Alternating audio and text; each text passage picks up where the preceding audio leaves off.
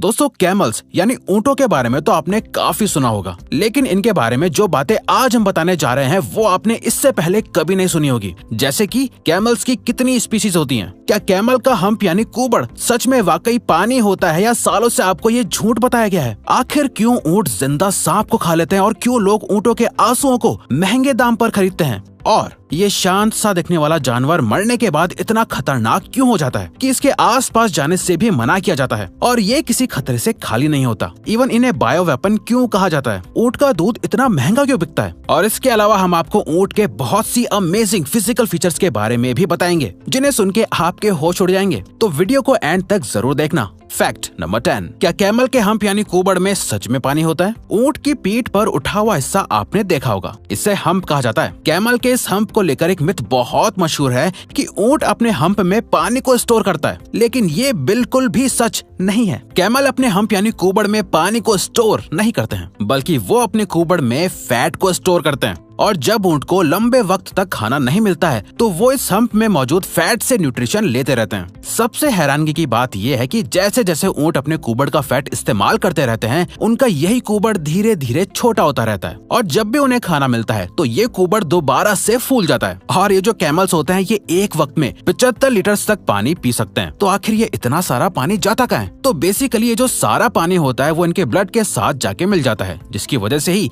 ये बिना कुछ खाए पिए महीनों तक डेजर्ट यानी रेगिस्तान में रह पाते हैं। नंबर 9, मरा हुआ ऊंट इतना खतरनाक क्यों होता है और इसे बायो वेपन क्यों कहा जाता है? दोस्तों ऊंट सबसे ज्यादा अपने हम्प यानी कुबड़ की वजह से जाना जाता है, लेकिन क्या आप जानते हैं ये कुबड़ जितना फायदेमंद होता है उतना ही ज्यादा खतरनाक भी होता है। जी हाँ, क्योंकि जिन लोगों के पास ऊंटों से जुड़ी नॉलेज है वो लोग किसी भी मरे हुए ऊंट को हाथ भी लगाने और उसके आसपास जाने से भी मना करते हैं, क्योंकि दोस्तों ऊंट का हम्प यानी कुबड़ उसके मरने के बाद उनकी बॉडी को एक बॉम्ब बना देता है जो किसी भी आहट से कभी भी फट सकता है। इसके पीछे साइंटिफिक रीजन भी है। असल में जब एक ऊंट मर जाता है तो उसकी बॉडी डिकम्पोज होने लगती है और जब इसके कुबड़ में मौजूद फैट माइक्रो ऑर्गेनिज्म के कांटेक्ट में आते हैं तो ऊंट के शरीर में मीथेन गैस बनने लग जाती है, जिसके बाद मरा हुआ ऊंट एक बायो वेपन में बदल जाता है, जिसको हाथ लगाते ही वो बुरी तरह से ब्लास्ट हो जाता है। इसीलिए दोस्तों आप भी कभी किसी मरे हुए ऊंट के आसपास मत जाइएगा। वैसे ऑन एन एवरेज अधिकतर एक नॉर्मल ऊंट लगभग 40 से 50 साल ही जीता है। नंबर 8, आखिर क्यों कैमल्स जिंदा सांप को खा लेते हैं और ऐसा करते वक्त वो क्यों रोते हैं? सांप बहुत ही जहरीले होते हैं, लेकिन क्या आप जानते हैं कि ऊंट जिंदा सांप को खा लेते हैं? जी हाँ, ये बिल्कुल सच है। असल में मिडिल ईस्ट के लोगों का मानना है कि जिंदा सांप खिलाने से ऊंटों को बीमारियों से बचाया जा सकता है। ऐसा कहा जाता है कि सांप खिलाने के बाद ऊंट की तबीयत थोड़ी खराब भी हो जाती है, लेकिन सांप खाने के कुछ दिन बाद ऊंट बिल्कुल ठीक हो जाता है। जबकि साइंटिस्ट और डॉक्टर्स का मानना है कि कैमल को जिंदा सांप खिलाने से कोई मेडिकल बेनिफिट नहीं होता है, बल्कि ऐसा करने से ऊंट की जान खतरे में पड़ जाती है। लेकिन आज भी लोग अपने ऊंटों को बीमारियों से बचाने के लिए उन्हें जहरीले सांप खिलाते हैं। इसके अलावा ऊंटों को भी धीरे धीरे सांप खाने की लत लग जाती है, जिसके बाद वो अपने आसपास रेंग रहे सांपों को जिंदा खा लेते हैं। सबसे हैरानी वाली बात यह है कि जब एक ऊंट सांप को खाता है तो उसकी आंखों से आंसू निकलते हैं। इन आंसुओं को ऊंट के मालिक कलेक्ट करके बेच देते हैं। असल में ऊंट के इन आंसुओं से सांप के जहर का एंटीडोट बनाने में मदद होती है।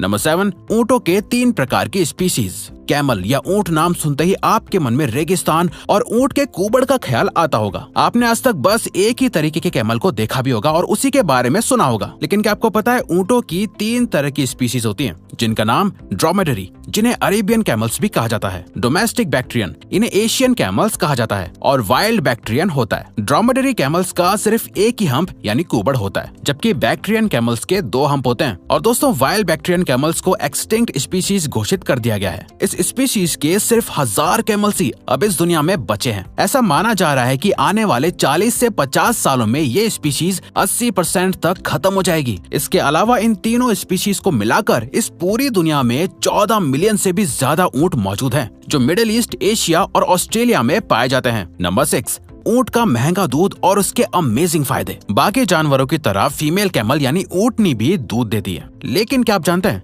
ऊंटनी का दूध बहुत ही ज्यादा महंगा बिकता है। असल में दोस्तों ऊंटनी का 1 लीटर दूध 120 से 250 रुपए तक बिकता है। इसके अलावा कैमल का पाउडर दूध तो 1700 से 2500 रुपए तक बिकता है। इतने महंगे दूध होने की वजह इस ऊंटनी के दूध के फायदे हैं, जिनके बारे में जानकर आप हैरान हो जाएंगे। ऊँटनी के दूध में सभी तरह के विटामिन, आयरन और मिनरल्स पाए जाते हैं जो टीबी यानी ट्यूबरकुलोसिस जैसी बीमारियों के पेशेंट्स को बहुत फायदा करते हैं। इसके अलावा ऊँटनी का दूध लोगों की हाइट बढ़ाने में भी मदद करता है। अब जब फायदे इतने ज्यादा हैं तो दूध तो महंगा होगा ही। नंबर 5, क्यों कैमल्स कांटेदार पौधों को आराम से खा लेते हैं। दोस्तों, ऊँट दुनिया के बाकी जानवरों के फिजिकल अपीयरेंस के अलावा इंटरनल फीचर्स में भी बहुत अलग होता है। जैसे क्या आप जानते हैं ऊँट कांटेदार पौधों को खा सकता है? जी हाँ, ये बिल्कुल सच है। दरअसल ऊँट के होंठ और जीभ बहुत मोटी होती है जिसकी मदद से ये कैक्टस जैसे पौधों को आराम से खा लेते हैं। और दूसरी तरफ देखा जाए तो रेगिस्तान में कैक्टस या फिर दूसरे कांटेदार पौधे ही मौजूद होते हैं, इसीलिए ऊँटों को इन कांटेदार पौधों को खाने की आदत होती है। नेचर ने ऊँट को हर वो फीचर दिया है जिससे वो रेगिस्तान में इजीली सर्वाइव कर सकते हैं। नंबर 4,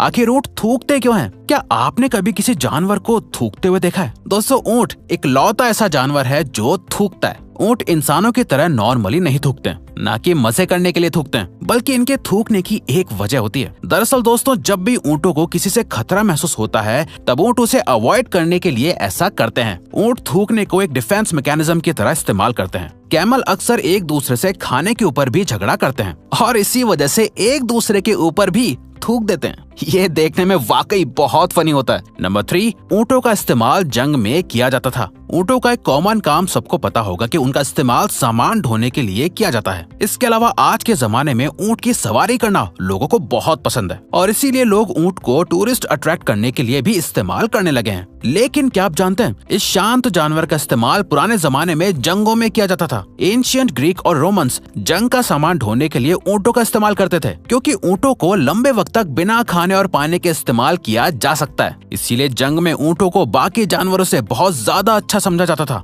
इसके अलावा ऊँट बहुत तेज स्पीड में भाग सकते हैं, इसीलिए भी इन्हें जंग के मैदान में ले जाया जाता था। नंबर 2, क्या सभी ऊँटों के कुबड़ होते हैं? दोस्तों, ऊँट के बच्चे को काफ कहा जाता है। एक कैमल का जेस्टेशन पीरियड लगभग 17 से 22 महीनों तक का होता है। दोस्तों, एक न्यू बॉर्न काफ अपने जन्म के 30 मिनट बाद ही चलना शुरू कर देता है। अब जब कैमल के बच्चे की बात हो रही है तो आप सोच रहे होंगे कि कैमल के बच्चों का भी हम्प यानी कुबड़ होता होगा, लेकिन ऐसा नहीं होता है। एक न्यू बॉर्न काफ की पीठ पर हम्प नहीं होता है। दरअसल दोस्तों, न्यू बॉर्न काफ जैसे जैसे बड़ा होता रहता है उसका हम्प यानी कुबड़ भी डेवलप होता रहता है और जब एक कैमल पूरी तरह से मैच्योर हो जाता है तब उसका हम्प भी पूरी तरह से डेवलप हो चुका होता है। नंबर 1, ऊँटों के शॉकिंग फिजिकल फीचर्स। चलिए अब आपको ऊँटों के कुछ अमेजिंग फिजिकल फीचर्स के बारे में बताते हैं। ऊँटों की आंखों पर 3 आईलिड सेट्स होते हैं और आई लैशेस की 2 लेयर्स होती हैं जो ऊँट की आंखों को रेतीले तूफानों से बचाती हैं। रेतीले तूफान के दौरान ऊँट अपने नाक के छेदों को पूरी तरह से बंद कर सकते हैं। ऊँट इतने स्ट्रांग होते हैं कि 40 किलोमीटर तक लगभग 408 किलो वजन उठाकर चल सकते हैं